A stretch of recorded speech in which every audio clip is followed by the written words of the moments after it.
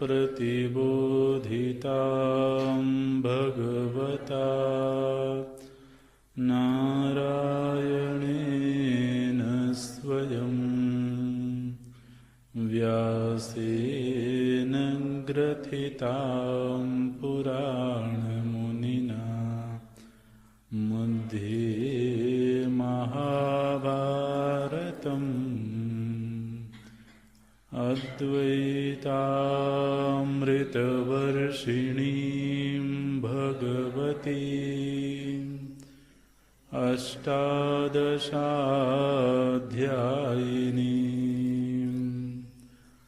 अम्ब त्वामनुसन्दधामि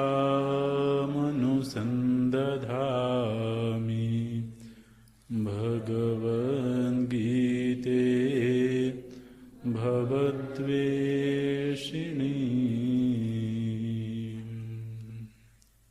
नमोऽस्तु ते व्यासविशालबुद्धे फुल्लारविन्दायतपत्रनेत्र येन त्वया भारततैलपूर्णः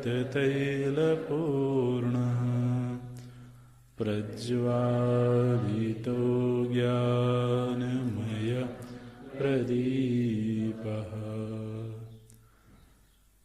प्रपन्नपारिजाताय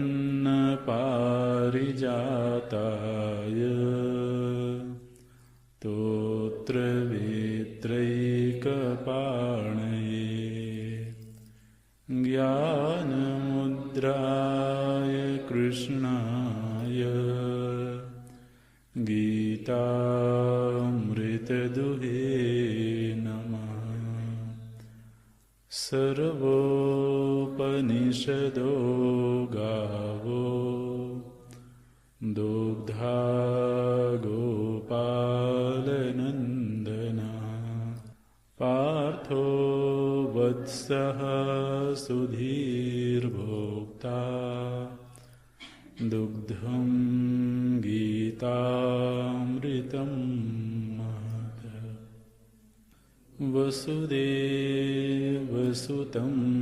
देवं कंसचाणूरमर्दनं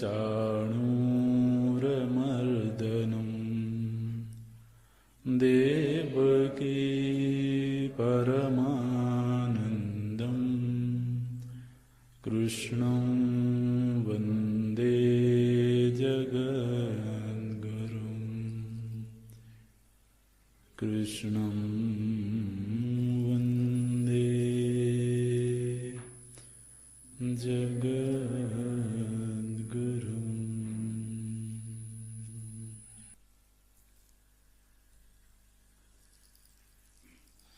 ये यथा मां प्रपद्यन्ते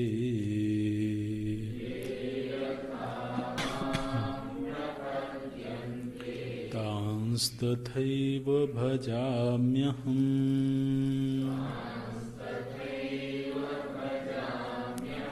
मम वर्त्मानुवर्तन्ते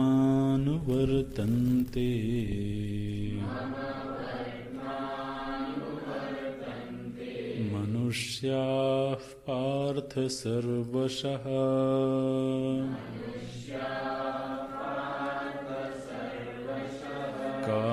काङ्क्षन्तः कर्मणां सिद्धिम्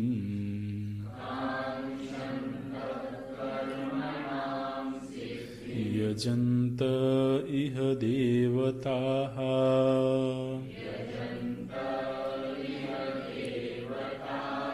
क्षिप्रं हि मानुषे लोके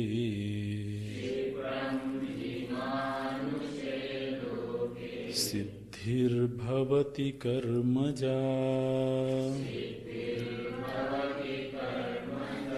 चातुर्वर्ण्यं मया सृष्टम् गुणकर्म विभागशः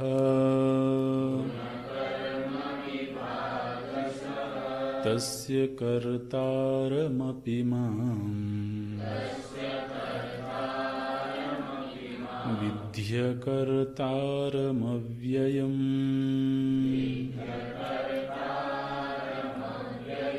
चातुर्वर्ण्यं मया सृष्टम्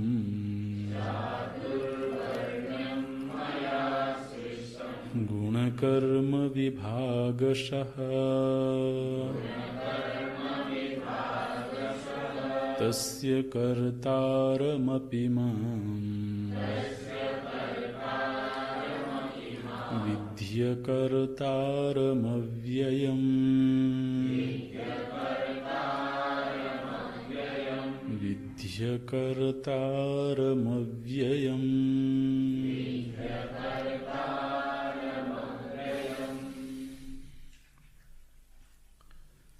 मानुषे एव लोके वर्णाश्रमादि कर्माधिकारो न अन्येषु लोकेषु इति नियमः कन्निमित्तः इति किं निमित्तः इति। अथवा वर्णाश्रमादि प्रविभागोपेता मनुष्याः मम वर्त्म अनुवर्तन्ते सर्वशः इति उक्तं कस्मात् पुनः कारणात् नियमेन तब एव वर्त्म अनुवर्तन्ते न अन्यस्य इति उच्यते। चातुर्वर्ण्यं चत्वार एव वर्णाः चातुर्वर्ण्यं मया ईश्वरेण सृष्टम् उत्पादितम्। ब्राह्मणोऽस्य मुखमासीत् इत्यादि श्रुतेः।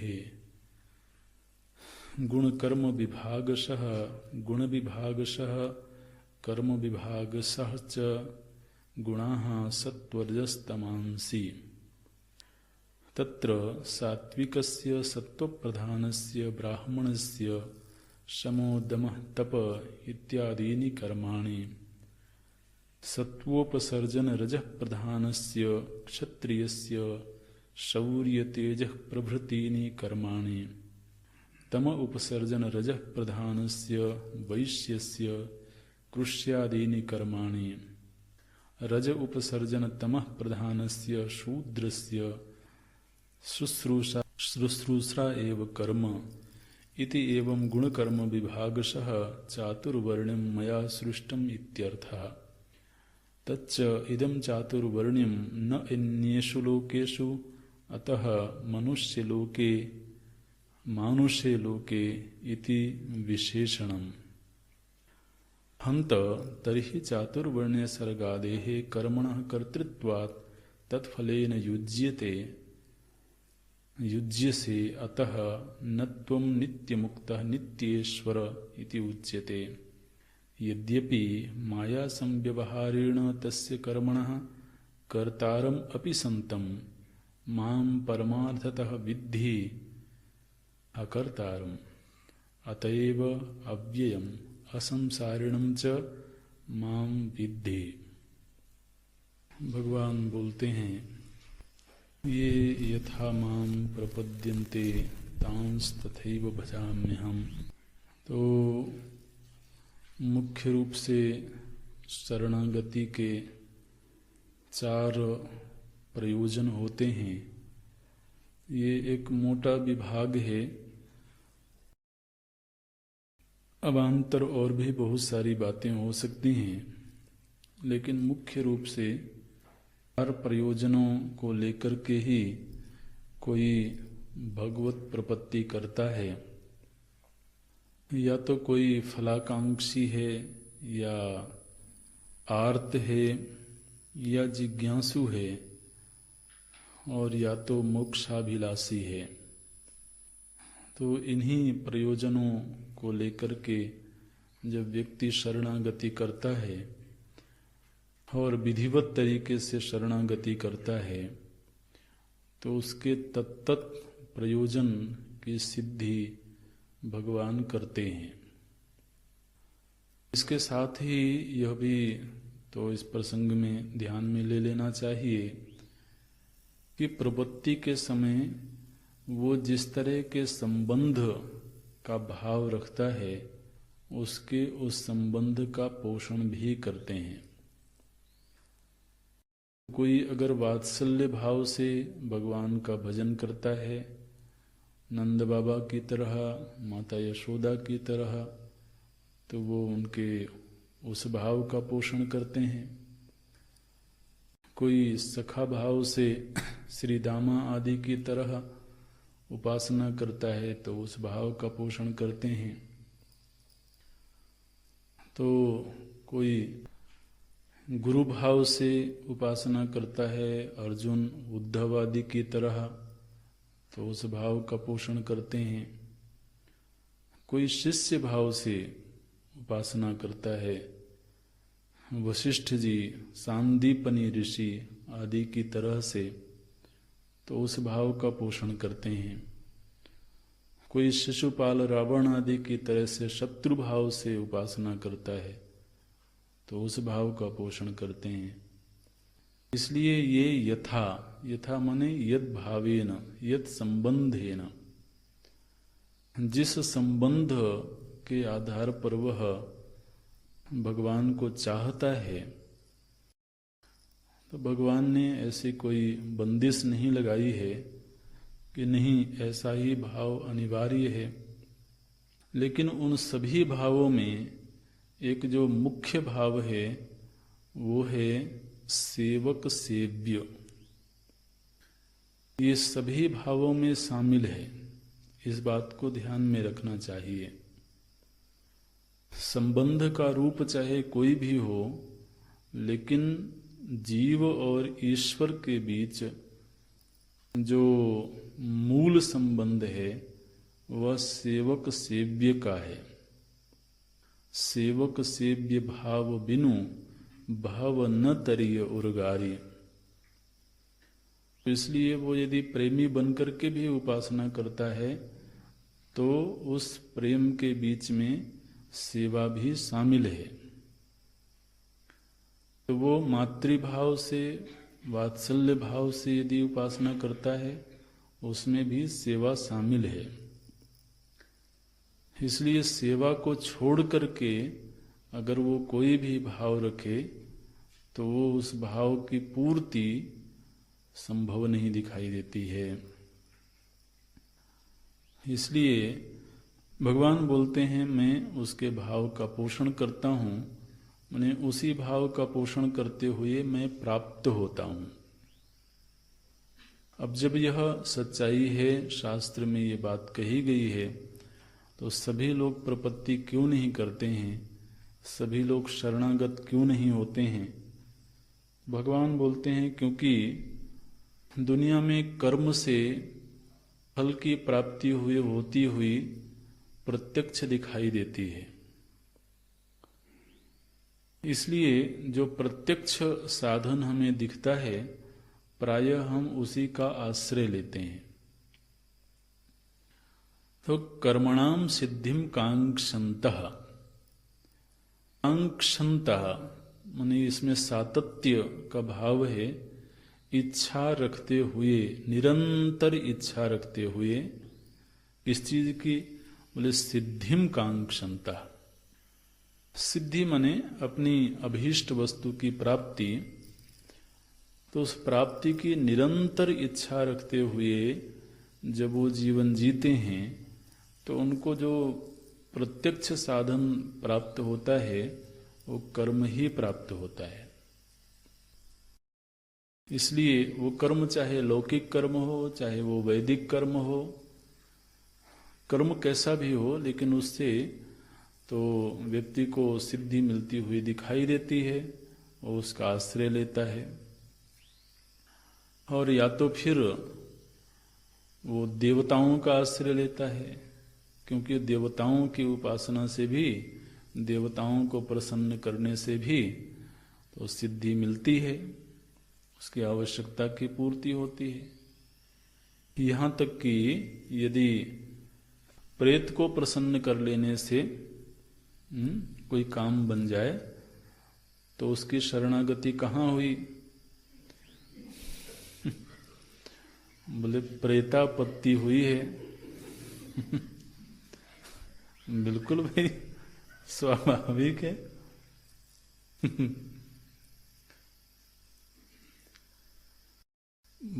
मधुसूदन सरस्वती जी के जीवन में ये प्रसंग सुनने में आता है।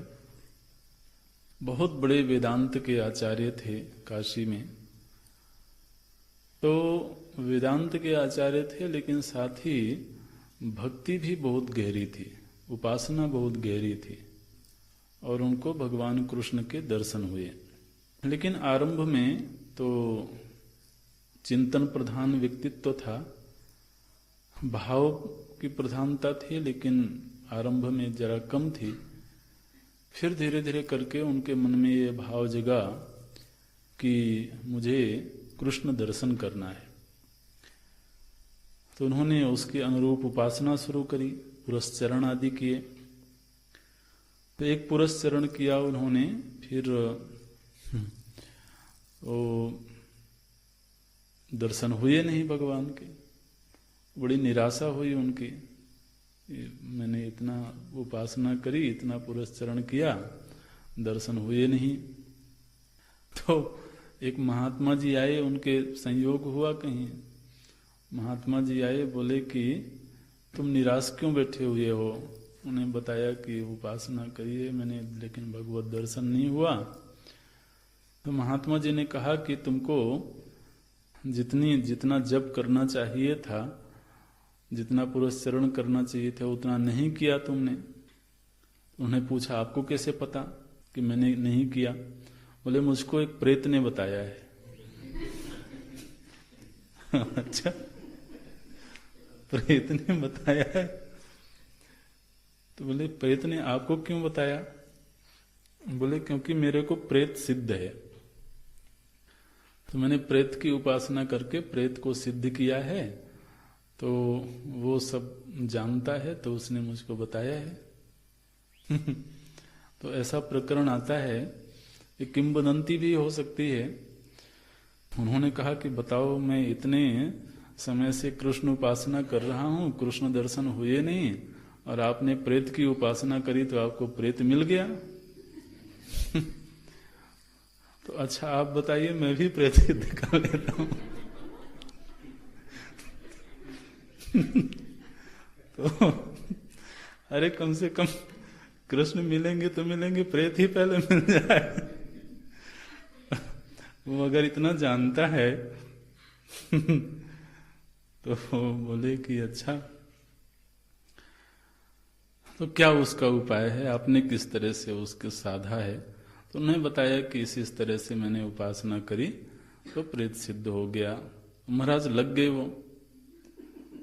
वो तो उपासना करने का अभ्यास था, वो लग गए। जितना समय उन्होंने निर्धारित किया था, जितनी संख्या निर्धारित करी थी, उतना किया उन्होंने। लेकिन प्रेत सिद्ध नहीं हो।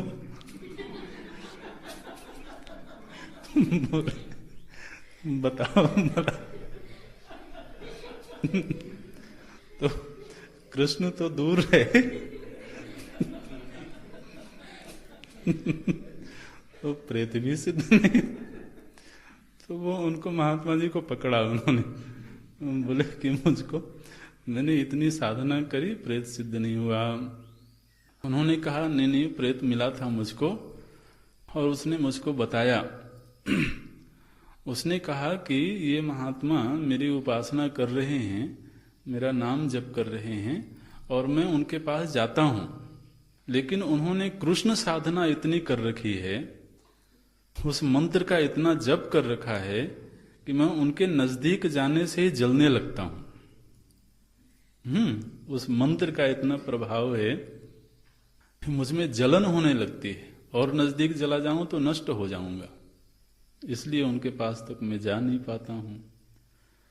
मैंने अभी प्रसंग कहां से याद आ गया कि दुनिया में उपासनाएं कई तरह की होती हैं, जिसकी जैसी कामना है उस कामना के अनुरूप तो व्यक्ति को तात्कालिक फल चाहिए तो मन्नत मांगेगा, चाहे वो सिर के बल पर चल के जाए, हाँ, चाहे वो दंडवती परिक्रमा करते हुए जाए, चाहे जिस तरीके से भी जाए। तो ये सब ऐसी क्रियाएं हैं जिनसे फल मिलता हुआ दिखाई देता है, और जल्दी से जल्दी व्यक्ति को फल चाहिए, उसमें उतना धैर्य उतनी प्रतीक्षा है नहीं। तो इसलिए प्रायः मनुष्य तो कर्म का आश्रय ले लेता है। और भगवान स्वयं बोलते हैं, मानुषे लोके कर्मजाम सिद्धिम भवति, कर्मजा सिद्धि भवति और क्षिप्रम भवति, जल्दी से ही कर्म की सिद्धि हो जाती है। ऐसा लोक में देखा भी जाता है। हालांकि वो व्याप्ति पूरी सही नहीं होती है, लेकिन फिर भी एक सामान्य व्याप्ति तो दिखाई ही देती है कि एक व्यक्ति बिल्कुल साधारण परिवार से था और उसने पुरुषार्थ किया, कर्मठ रहा जीवन में, तो धीरे धीरे करके उसके जीवन में उत्थान हुआ। वो उत्थान का मापदंड भी दुनिया में भौतिक उत्थान ही माना जाता है। आध्यात्मिक उत्थान हुआ कि नहीं हुआ ये कौन देखने जाता है। तो वो उत्थान तो कर्म से होता हुआ दिखता है। और वो कहां तक हो सकता है? बोले वो इंद्र पद तक हो सकता है। इंद्र पद भी क्या है? वो भी कर्मजा सिद्धि ही है। तो इंद्रत्व तक की प्राप्ति हो सकती है कर्म से। इसलिए तो प्रायः व्यक्ति कर्म का आश्रय लेता है। और दूसरा ये भी है कि कर्म से चूंकि फल का संबंध दिखाई देता है, भौतिक फल का संबंध दिखता है, और भौतिक फलों के प्रति अभी वैराग्य भी नहीं है, तो इसलिए वो ईश्वराभिमुख हो नहीं पाता है और ईश्वर प्रत्यक्ष नहीं दिखाई देता है। इसलिए प्रायः तो लोगों को ईश्वर के अस्तित्व पर भी विश्वास नहीं होता है। और यदि कदाचित ईश्वर के अस्तित्व पर भरोसा करें भी, तो वो भी एक कर्म का सहकारी अंग के रूप में होता है। जिस तरह से कर्म से फल की प्राप्ति होती है, उसी तरह से व्यक्ति ईश्वर को भी एक देवता मान करके, लोग कहते हैं हम तो रोज सुबह सुबह मंदिर में जाते हैं, दीपक जलाते हैं, वहां मंदिर में झाड़ू लगाते हैं, तो वो ईश्वर को भी एक देवता समझ करके और उपासना करता है। लेकिन वो वहां पर भी फिर वह देवोपासना ही हुई, ईश्वरोपासना नहीं, वो देवोपासना है। अगर वो श्री कृष्ण को भी एक देवता मान करके उपासना करेगा, तो वहां पर भी वो देवोपासक ही है, ये जानना चाहिए। ये प्रकरण आगे भी आएगा तो विस्तार से और चर्चा करेंगे। ईश्वरोपासना मतलब ईश्वर के याथात्म्य का बोधपूर्वक उपासना, ईश्वर के ईश्वरत्व को जान करके उपासना। ऐसे तो बोलते हैं, या तो कर्म का आश्रय लेते हैं और या तो फिर देवताओं का आश्रय लेते हैं। अब अच्छा, यहां पर क्षिप्रम शब्द का प्रयोग जब प्रभु जी ने किया, तो भगवान भाष्यकार थोड़ा इसकी व्याख्या करते हैं। बोलते हैं ये क्षिप्रम शब्द का प्रयोग करके भगवान ये बता रहे हैं कि कर्म से मनुष्य के अलावा दूसरे लोकों में भी सिद्धि होती है। ये भगवान भाष्यकार बोलते हैं। आप बीच की पंक्तियां देखें, बोलते हैं क्षिप्रम ही मानुषे लोके इति विशेषणात्, ये पंक्ति मिली आपको, बीच में है, क्षिप्रम ही मानुषे लोके इति विशेषणात् मैंने भगवान ने ये विशेषण दिया कि मनुष्य लोक में जल्दी से सिद्धि हो जाती है। क्षिप्रम, शीघ्रम, जल्दी से सिद्धि हो जाती है। क्षिप्रम का भाष्य ही है शीघ्रम। तो मनुष्य लोक का ये विशेषण दिया गया। इसका मतलब है कि अन्येषु अपि कर्मफल सिद्धिम दर्शयति भगवान। माने भगवान ये दिखा रहे हैं कि अन्य लोकों में भी कर्म से फल की सिद्धि होती है, लेकिन मनुष्य लोक में शीघ्र होती है। ऐसे तो जैसे वैसे तो हम अब तक यही पढ़ते आए हैं कि कर्माधिकारी केवल मनुष्य योनि है, लेकिन ऐसे ऐसे प्रकरण भी आते हैं कि इंद्रदेव ने अत्याचार किया तो उसको उस अत्याचार का अपराध लगा।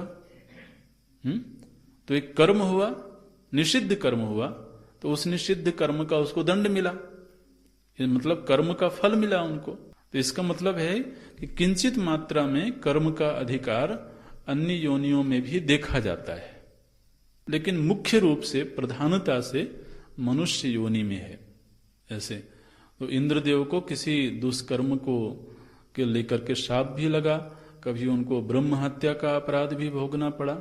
इस तरीके से तो अन्य लोकों में भी कर्मज सिद्धि होती है, लेकिन मनुष्य लोक में क्षिप्रम भवति, ऐसे भगवान बोलते हैं।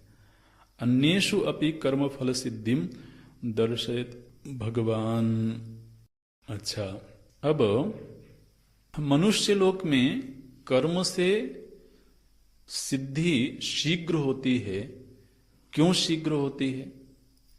अब ये प्रश्न उठेगा कि मनुष्य लोक में माने मनुष्य योनि में कर्मज सिद्धि शीघ्र होती है। इसका हेतु क्या है? बोलते हैं इसका हेतु है मनुष्य के पास कर्म का अधिकार है। तो कर्म का अधिकार होने के नाते कर्मज सिद्धि शीघ्र होती है। कर्म का अधिकार क्यों है मनुष्य को? क्योंकि मनुष्य योनि में वर्ण व्यवस्था है। अब ये प्रासंगिक एक प्रकरण आया, वर्ण व्यवस्था। तो कर्म का अधिकार माने व्यक्ति को उसकी पहचान के अनुसार जो विहित और निषिद्ध कर्म हैं वही उसके अधिकार हैं। तो विहित और निषिद्ध का निर्धारण कौन करेगा? वो उसकी पहचान करेगी। हाँ, तो पहचान में से एक जो शास्त्रीय पहचान है और सृष्टि के द्वारा प्रदत्त पहचान है वो है वर्ण की। अब ये जो वर्ण व्यवस्था है यह केवल मनुष्य योनि में है, अन्य किसी योनि में ये व्यवस्था नहीं है। वर्ण व्यवस्था मुख्य रूप से कर्म का अधिकार निर्धारित करने के लिए है। तो इसलिए ये प्रसंगानुसार फिर अगला श्लोक बोलते हैं। भगवान भाष्यकार यही संगति लगाते हैं, मानुषे एव लोके वर्णाश्रमादि कर्माधिकारः। आप ये भाष्य की पंक्तियां देखना, 13वें श्लोक के ऊपर की पंक्ति है।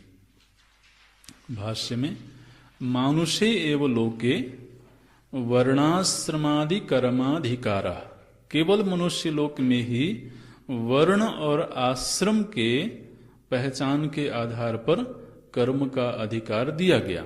न अन्येषु लोकेषु इति नियमः, अन्य लोकों में ये वर्ण और आश्रम की व्यवस्था नहीं है। न अन्येषु लोकेषु इति नियमः, तो किन निमित्तः इति, तो इसका निमित्त क्या है? बोले इसका निमित्त है तो भगवान के द्वारा वर्ण व्यवस्था का निर्धारण। अब यहां पर भगवान बोलते हैं, बोले अर्जुन चातुर्वर्ण्यम मया सृष्टम, मनुष्य योनि में 4 प्रकार के वर्णों का मैंने सृजन किया। भगवान स्वयं अपने मुख से बोलते हैं, मया सृष्टम, मेरे द्वारा सृजित हुए। ये कर्मणि प्रयोग है, मया सृष्टम, मेरे द्वारा सृजन हुआ। किसका? बोले चातुर्वर्णम, 4 प्रकार के वर्णों का। तो प्रभु जी ये 4 विभाग क्यों हुए? ये 4 विभाग होने का हेतु क्या है? तो बोलते हैं गुण कर्म विभागशः, ये हेतु है। 4 वर्ण का विभाग करने का हेतु क्या है? बोले गुण कर्म विभागशः। गुण विभाग और कर्म विभाग 2 विभाग हैं। गुण कर्म, तो गुण विभाग अलग हो जाएगा, कर्म विभाग अलग हो जाएगा। तो गुण और कर्म, इन 2 विभागों के आधार पर 4 वर्णों का सृजन हुआ। अच्छा जी, तो इसका मतलब है कि आपने सृजन किया तो आप कम से कम इस कर्म के तो कर्ता बने।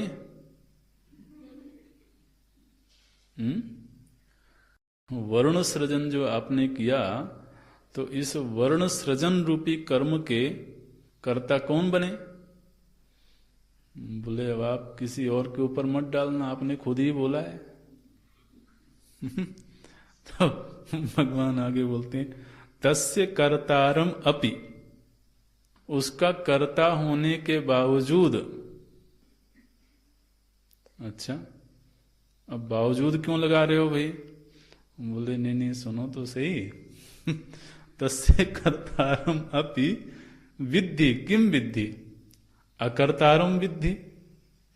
ये ऐसी बात बोल देते हैं, अकर्तारम विद्धि, मैं करता तो हूं लेकिन तुम जानो क्या कि मैं करता नहीं हूं।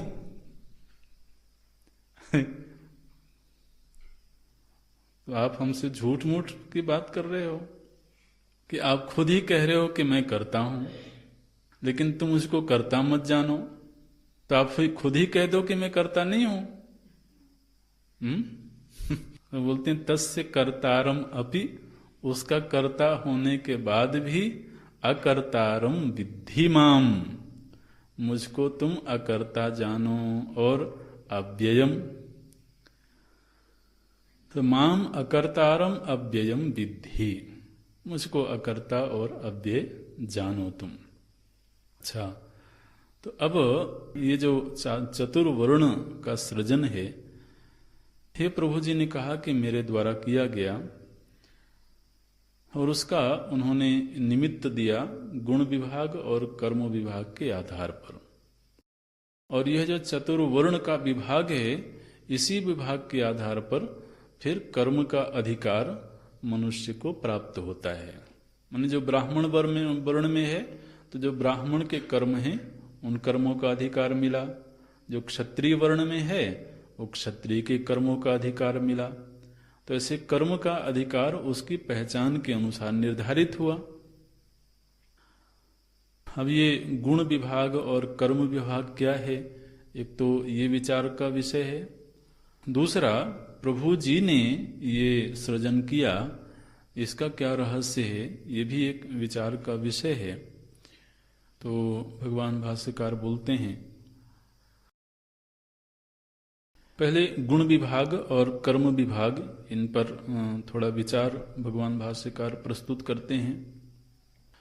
गुण कर्म विभागशः, गुण विभागशः कर्म विभागशः च। गुण माने क्या?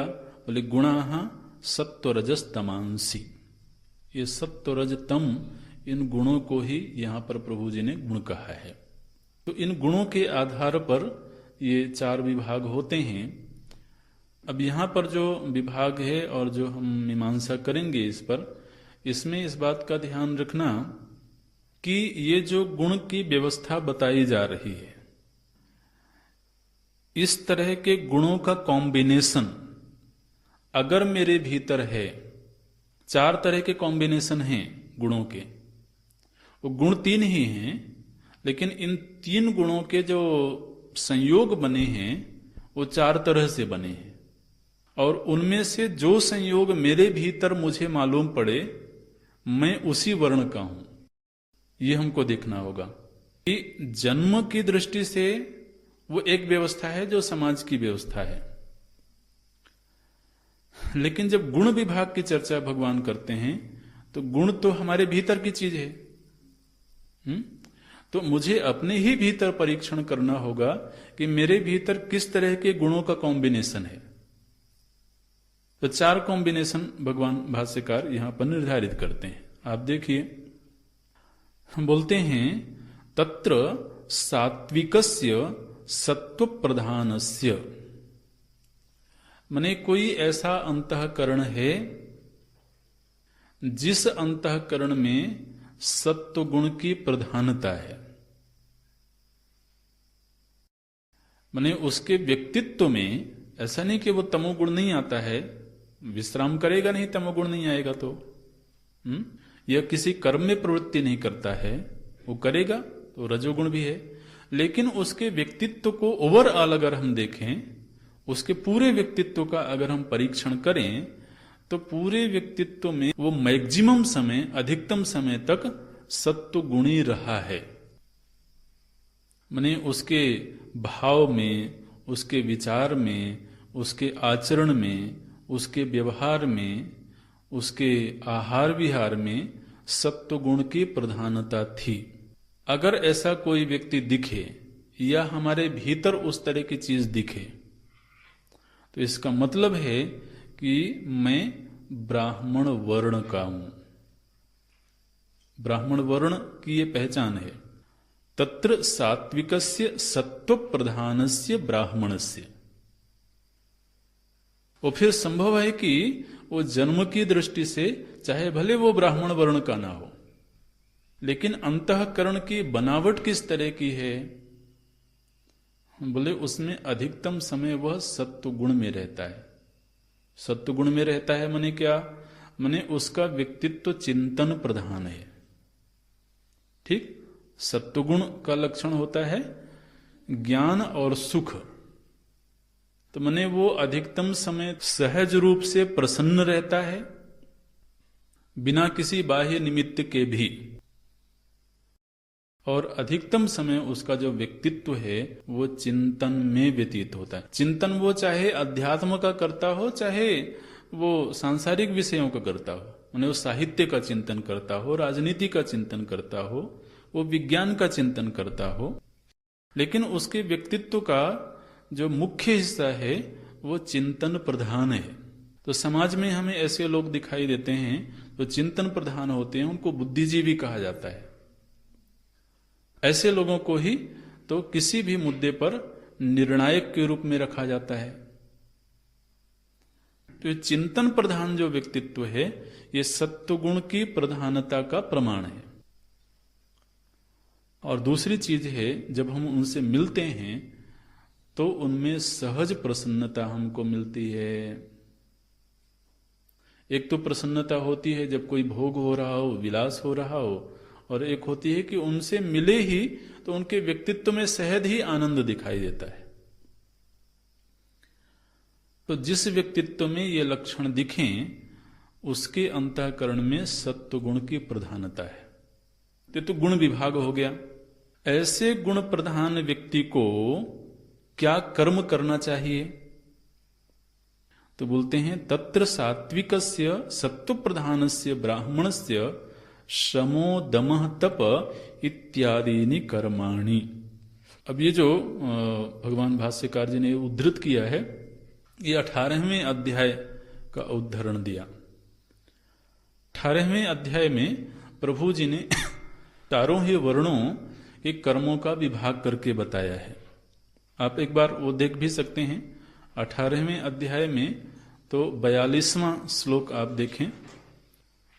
18वें अध्याय में 42वां श्लोक क्या है? समो दमः तपः शौचम क्षांतिरार्जव मेवच ज्ञान विज्ञानम आस्तिक्यम ब्रह्म कर्म स्वभावजम। ये जो 42वां श्लोक है, ये ब्राह्मण के कर्म, माने जो ब्राह्मणी व्यक्तित्व का व्यक्ति है उसको ये कर्म करने चाहिए। अब यहां पर कर्म तो एक भी नहीं है। ये श्रम कोई कर्म है क्या? अब ये फिर एक चिंतन का विषय बनता है अलग से। प्रभु जी ने कहा ब्रह्म कर्म स्वभावजम। शब्द क्या है अंतिम पंक्ति? ब्रह्म कर्म। ब्रह्म कर्म माने ब्राह्मण के कर्म। तो ये ब्राह्मण के कर्म है, शम दम आदि। अच्छा, फिर उसी के आगे है 43वां श्लोक, शौर्य आदि। शौर्य, तेज, धृतिर्दाक्ष्यम, युद्धे चाप्य पलायनम, दानमीश्वर भावश्च, क्षत्र कर्म स्वभावजम। ये क्षत्रिय के कर्म बताए गए। फिर अगले श्लोक में कृषि, गौरक्ष्य, वाणिज्यम, वैश्य कर्म स्वभावजम। ये एक पंक्ति में वैश्य कर्म, और फिर परिचर्यात्मकम कर्म। हाँ, शूद्रस्यापि स्वभावजम। तो ये जो दूसरी पंक्ति है ये शूद्र के कर्म बताए। तो इस तरह से यहां पर इन 3 श्लोकों में चारों वर्णों के कर्म का विधान किया गया। और जब प्रसंग होगा तो हम चर्चा करेंगे विस्तार से। अभी यहां पर वो श्लोक इसलिए दिखाए क्योंकि भगवान भाष्यकार उनकी पंक्तियां उद्धृत करते हैं यहां। तो बोले कि सत्व प्रधान जो व्यक्तित्व वाला व्यक्ति है उसका वर्ण क्या है, कोई पूछे तो ये कहना होगा कि उसका वर्ण है ब्राह्मण। अच्छा, तो उसके गुण से वर्ण का निर्धारण हो गया।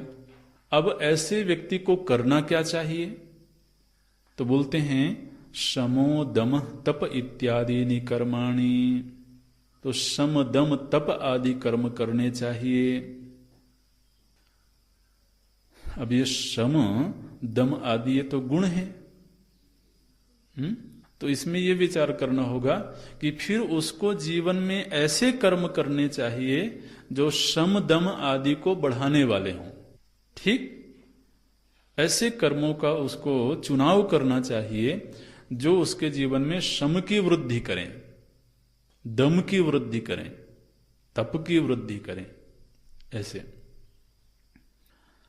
अच्छा, अभी आगे चलते हैं। फिर बोलते हैं सत्वोपसर्जन रज प्रधानस्य। क्षत्रिय वर्ण का निर्धारण कैसे हुआ? बोले जब किसी के व्यक्तित्व में सत्वगुण गौण होवे और रजोगुण प्रधान होवे। सत्वोपसर्जन, सत्वोपसर्जन का अर्थ है सत्वगुण गौण है, कम मात्रा में है, और रज प्रधानस्य, रजोगुण की प्रधानता है। और तमोगुण कहां गया? बोले वो बिल्कुल नगण्य है। तो उसकी गणना नहीं की जा सकती है, इतना कम मात्रा में है। इसका मतलब जो ब्राह्मण है उसके जीवन में रज या तम नहीं है, ऐसी बात नहीं है। लेकिन मोटे तौर पर अगर हम उसके व्यक्तित्व का परीक्षण करें तो हमें क्या दिखाई देता है कि ये व्यक्ति चिंतन प्रधान है, ये मौज में रहता है, प्रसन्न रहता है, ये है। फिर एक व्यक्ति है जिसके जीवन में रज की प्रधानता दिख रही है।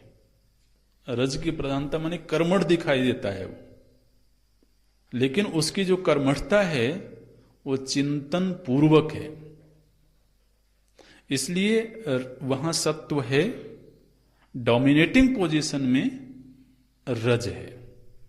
लेकिन उसके जीवन में जो रज है माने कर्मठता है, वो कर्मठता चिंतन पूर्वक है, माने वो कहीं भी अपने शक्ति का प्रयोग नहीं करता है, वो विचारपूर्ण तरीके से अपने आप को किसी कर्म में नियुक्त करता है, पूरी कर्मठता से करता है। तो बोलते हैं सत्वोपसर्जन रज प्रधानस्य क्षत्रियस्य। अगर ये कॉम्बिनेशन हमको अपने भीतर दिखे, ये सत्व कम है, रज की प्रधानता दिखती है, माने मैं ज्यादा समय तक अपने आप को कर्मठ रखना पसंद करता हूं, तो इसका मतलब है कि मैं क्षत्रिय वर्ण का हूं। उसके लिए कर्म क्या होंगे? बोलते हैं शौर्य तेज प्रभृति कर्माणि।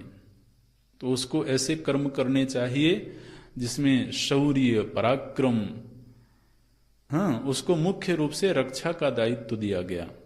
रक्षा का दायित्व माने शासन करने का दायित्व।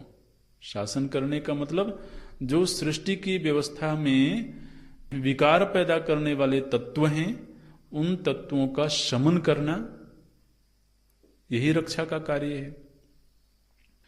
तो ये कार्य उसको दिया गया। अच्छा, फिर तीसरा जो समीकरण है वो क्या है? बोले तीसरा एक समीकरण है जहां पर रज की प्रधानता वहां भी है। तीसरे कॉम्बिनेशन में भी रज की प्रधानता है, लेकिन रज से जो कम मात्रा है वो तम की है, और सत्व तो एकदम नीचे चला गया। ठीक है, तो आप जैसे अगर प्रतिशत में केवल कल्पना के लिए, विचार के लिए अगर रखें, तो जैसे जो ब्राह्मण वर्ण का व्यक्ति है तो उसके जीवन में तो मान लीजिए 70% सत्वगुण है, 20% रजोगुण है, 10% तमोगुण है। एक ये कॉम्बिनेशन है।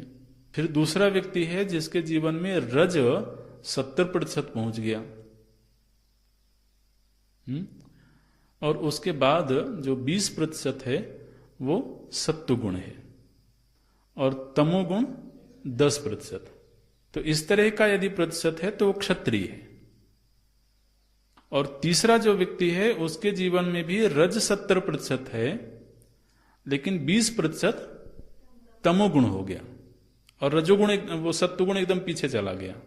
तो इस तरह का अगर कॉम्बिनेशन है तो बोलेंगे वो वैश्य। देखिए क्या बोल, तम उपसर्जन रज प्रधानस्य वैश्यस्य। इस तरह के गुणों का समीकरण जिसके जीवन में दिखे, माने वो कर्मठ तो दिखता है लेकिन उसको पढ़ने लिखने में कोई रुचि नहीं है। आप समझते हैं ना, व्यापारियों के जो लड़के होते हैं उनको पढ़ने लिखने में कोई रुचि नहीं होती। माँ बाप ही बोलते हैं पढ़ लिख के क्या करेगा महाराज, बैठना तो दुकान में ही है।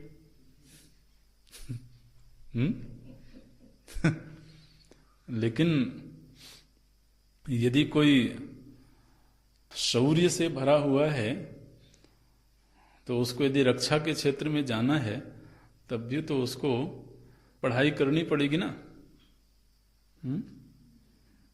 तभी तो वो जाकर के कमीशन्ड ऑफिसर बनेगा, और तो पढ़ाई तो चाहिए उसको। तो वहां विद्वता भी चाहिए, लेकिन बल पराक्रम ज्यादा है। जो ब्राह्मणी वृत्ति का है वो अधिकतम समय चिंतन आदि में, अध्ययन आदि में व्यतीत करता है, बौद्धिक जो कार्य हैं उनमें व्यतीत करता है। तो ये तीसरा समीकरण हुआ, रज उपसर्जन तम उपसर्जन रज प्रधानस्य वैश्यस्य। ऐसे व्यक्ति के कर्म क्या होंगे? बोले कृष्यादीनि। एक एक नाम लेते हैं, फिर वो 18वें अध्याय में जो विस्तार से बताया गया है उसका अध्ययन करना चाहिए। माने कृषि, गौरक्ष, वाणिज्य, व्यापार आदि के जो कर्म हैं वो उनको करना चाहिए। अच्छा, चौथा क्या कॉम्बिनेशन है? बोलते हैं रज उपसर्जन तम प्रधानस्य। उसके जीवन में तम की प्रधानता है, माने जो डोमिनेटिंग पोजीशन में कौन है? बोले तमोगुण है, उससे कम मात्रा रजोगुण की, और सत्वगुण एकदम से नगण्य है। तो ऐसा यदि किसी के व्यक्तित्व में दिखे तो बोलते हैं शूद्रस्य। ऐसे व्यक्ति को क्या करना चाहिए? बोले शुश्रूषा एवं कर्म। चूंकि तम की प्रधानता है ना, तो तम की प्रधानता है तो उसको तमोगुण से निकालने के लिए निरंतर उसको ये कहा जाएगा कि सेवा करो। तो उससे क्या होगा? उसका जो तमोगुण है वो खत्म होगा धीरे धीरे करके। ऐसे तो ये गुण व्यवस्था है। अब इन गुणों का समीकरण जिसके भीतर जिस रूप में दिखे उसको फिर अपने आप को उसी वर्ण का समझना चाहिए। ये जो 4 तरह के वर्ण का विभाग है, ये पूरी मानव जाति में देखने को मिलता है। और ये बिल्कुल बहुत मोटा विभाग है। अवान्तर में बहुत सारे विभाग होंगे। माने ऐसा पक्की तौर पर वर्गीकरण नहीं किया जा सकता है कि अब 100 लोग हैं तो 100 लोगों को 25-25 में डिवाइड कर दिया, ये ब्राह्मण हैं, क्षत्रिय हैं, वैश्य हैं, शूद्र हैं, ऐसे नहीं। उनके बीच में भी कॉम्बिनेशन गुणों के बदलते हैं। लेकिन मोटे तौर पर जब हमको वर्गीकरण करना होता है अध्ययन के लिए, तो उसमें हमको कुछ इस तरह के मेजरमेंट्स देखने पड़ते हैं। अब ये जो व्यवस्था है, भगवान कहते हैं मया सृष्टा। मया सृष्टम का अर्थ आप ऐसे करें कि ये व्यवस्था नैसर्गिक है। माने मानव समाज जहां कहीं भी है और जिस काल में भी है, इस तरह का विभाग नैसर्गिक रूप से दिखाई देता है। माने वह चाहे पिछड़ा हुआ समाज हो, चाहे अत्याधुनिक समाज हो, हर समाज में कुछ लोग ऐसे होते हैं जो चिंतन प्रधान लोग होते हैं।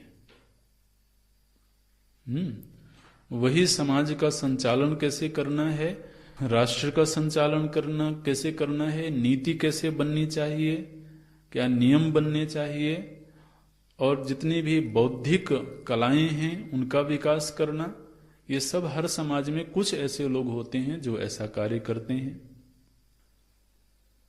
फिर हर समाज में कुछ ऐसे लोग होते हैं जो पराक्रमी होते हैं। वो उस समाज को, उस राष्ट्र को सुरक्षा देते हैं, संरक्षण करते हैं। तो एक छोटा सा गांव भी अगर दृष्टांत के लिए ले लें, तो एक छोटे से गांव में भी ये विभाग देखने को मिल जाएगा। उस गांव में होंगे कुछ लोग जिसकी बात लोग मानते होंगे। तो गांव में कोई समस्या आई है तो लोग कहते होंगे कि अच्छा उनके पास चलो, पंडित जी के पास चलो, इसका समाधान करते हैं। तो कोई है जो सामाजिक समस्याओं के ऊपर चिंतन करता है। फिर उसी गांव में कोई व्यक्ति है जो गांव को सुरक्षा देता है। गांव के ऊपर कोई संकट आ गया तो बोलेंगे अच्छा चलो ठाकुर साहब के पास चलते हैं। ऐसे फिर हर समाज में एक वर्ग दिखाई देता है जो व्यापार, कृषि आदि में रुचि रखता है, तो वो धन का संग्रह करता है, उस धन से समाज का संरक्षण होता है। उसी समाज में कोई ऐसा व्यक्ति भी होता है जिसकी सेवा कार्य में रुचि रहती है, तो काम चाहिए, माने स्थूल कार्य चाहिए। इस तरह से तो 4 विभाग तो हर समाज में हर काल में दिखाई देते हैं। ये व्यवस्था कैसी है, तो इस पर हम थोड़ा और विस्तार से चर्चा करेंगे अगली कक्षा में। यही व्यवस्था है जो समाज को व्यवस्थित रखती है। एक व्यवस्थित समाज के लिए इन 4 वर्गों का होना जरूरी है। ठीक उस तरह से जैसे आप अपने शरीर का दृष्टांत लीजिए। इस शरीर में मुख्य रूप से 4 विभाग दिखाई देते हैं। एक शिरोभाग है, मस्तिष्क है, जो चिंतन करता है। फिर बाहुएं हैं। जब शरीर के ऊपर कोई संकट आता है तो सबसे आगे कौन आता है? आगे पैर आते हैं कि सिर आता है? सबसे पहले बाहु आते हैं। रोकने के लिए, सुरक्षा के लिए हाथ सबसे पहले आते हैं। तो देखिए, एक शरीर की जो संरचना है, इस संरचना में ही ये 4 वर्ण दिखाई देते हैं। तो जिस तरह से एक व्यक्ति का शरीर बना है, उसी तरीके से समाज भी एक शरीर है। उस शरीर का, सामाजिक शरीर का संचालन भी तभी होगा जब ये 4 ही अंग होंगे।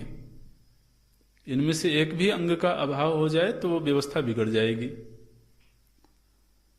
फिर महाराज, आपका उदर वाला हिस्सा है जो ऊर्जा को उत्पन्न करता है और ऊर्जा को संरक्षित भी रखता है। इसलिए जो अतिरिक्त ऊर्जा होती है वो सबसे पहले कहां संग्रहित होती है?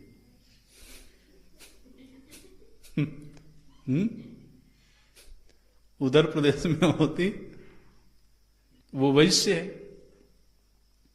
अच्छा, ये तीनों जो अंग हैं ये चल नहीं सकते हैं जब तक पैर ना चलें। तो वो अहर्निश सेवा में लगे हुए हैं।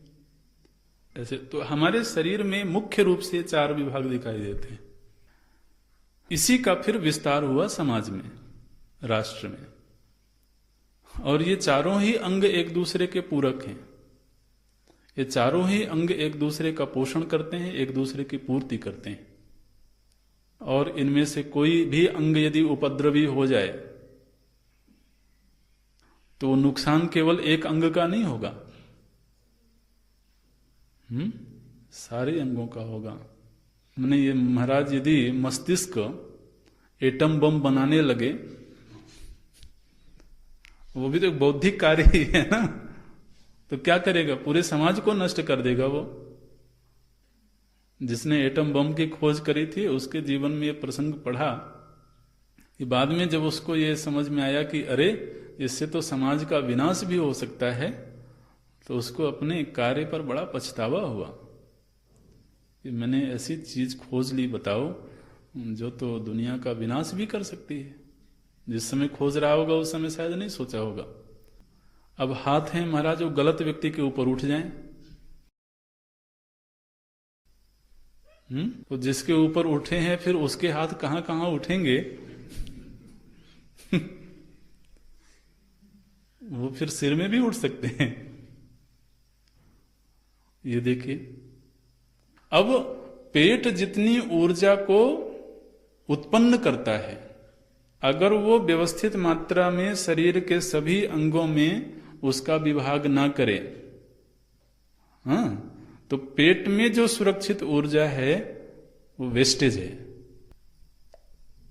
लोग कहते हैं ना कि जो पेट में जो ऊर्जा सुरक्षित है वो वास्तव में जो ऊर्जा उपयोग नहीं हो सकी है वो फैट है, उसका कोई उपयोग नहीं है। तो ऐसे धनी व्यक्ति धन तो कमावे लेकिन वो धन को महाराज समाज के उपयोग में न लगावे तो क्या होगा? बोले क्या होगा? फिर छापा पड़ेगा। ऐसे पैर यदि चलने से मना कर दें, यानी हम तो नहीं जाएंगे जी कहीं, चलने का काम नहीं करेंगे, तो शरीर का पूरा ढांचा बिगड़ जाएगा। ऐसी ही व्यवस्था समाज की बनी है, नैसर्गिक रूप से बनी है। और समाज व्यवस्थित ही तब होता है जब ये चारों ही अंग रुष्ट पुष्ट होते हैं और जिसका जो कार्य निर्धारित किया गया है वो उस कार्य में प्रवृत्त होता है। ये व्यवस्था है। थोड़ी सी और चर्चा करेंगे अगली कक्षा में। ओम पूर्णमदः पूर्णमिदं पूर्णात् पूर्णमुदच्यते पूर्णस्य पूर्णमादाय पूर्णमेवावशिष्यते। ओम शांति शांति शांति। हरि ओम।